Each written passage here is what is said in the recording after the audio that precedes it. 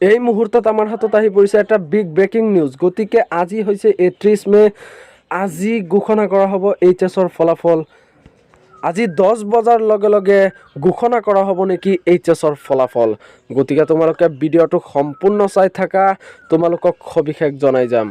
যোৱাকালিৰে পৰা চৰ্চিত হৈ আছে এইচএছৰ ফলাফল ৩১ মে'ত ঘোষণা কৰা হ'ব আৰু আজি ৩১ মে' ৰাতিপুৱাতে তোমালোকক এই খবৰটো জনাইছোঁ। এই মুহূৰ্তত তোমালোকক মই এটা স্ক্ৰীনশ্বটৰ সৈতে দেখুৱাবলৈ চেষ্টা কৰিম যেন হিমন্ত বিশ্ব শৰ্মাই কি ক'লে টুইট কৰি তাৰ সবিশেষটো জনাই যাম। গতিকে তোমালোকে ভিডিঅ'টো চাই থাকা।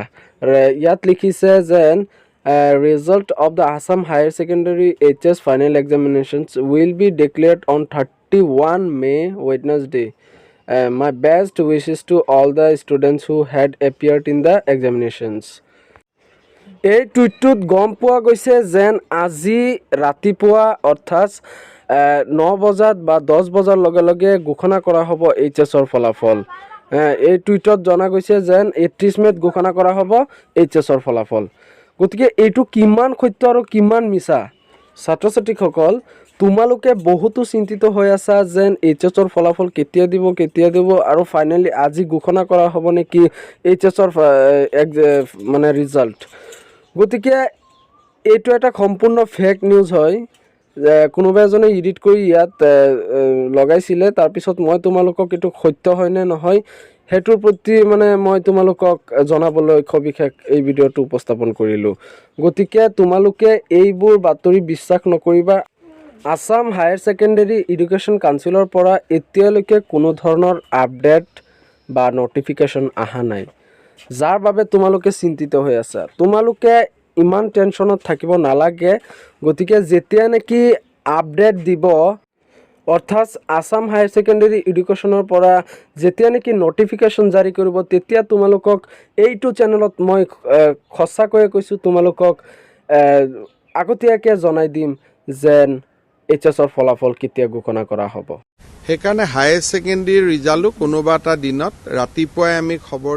এতিয়া আমি মেট্ৰিক আৰু হায়াৰ ছেকেণ্ডেৰী পৰীক্ষাৰ আগতে আমি ল'ৰা ছোৱালীক জনাব খোজা নাই, কাৰণ ল'ৰা ছোৱালীয়ে গোটেই দিনে ৰাতিয়ে টেনশ্যনত থাকে আৰু এইটো ল'ৰা ছোৱালীৰ স্বাস্থ্যৰ কাৰণে ভাল নহয়। সেইকাৰণে হায়াৰ ছেকেণ্ডেৰী ৰিজাল্টো কোনোবা এটা দিনত ৰাতিপুৱাই আমি খবৰ দিম আৰু মোবাইলতে ৰিজাল্ট থাকিব। গতিকে স্কুলত আহিবও নালাগে, মোবাইল এপতে ৰিজাল্ট চাব পাৰিব। শিক্ষা ব্যৱস্থাৰ সংশোধনী বা যিটো আমি এটা সংস্কাৰৰ কামত লাগি আছোঁ, সেই সংস্কাৰৰে ই এক উদ্দেশ্য। আৰু মেট্ৰিক আৰু হায়াৰ ছেকেণ্ডেৰী ৰিজাল্ট লৈ ইমান হাইপ হোৱাটো ভাল নহয়, কাৰণ যিসকলে কিবা কাৰণত বেয়া ফলাফল কৰে তেওঁলোকে সমাজত কেইটামান দিন থাকিব নোৱাৰা হৈ যায়।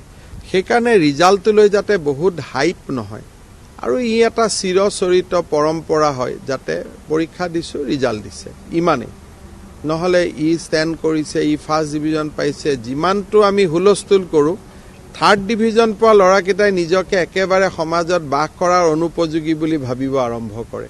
সেইকাৰণে এইবিলাক আমাৰ পৰীক্ষা সংস্কাৰ বা শিক্ষা সংস্কাৰৰে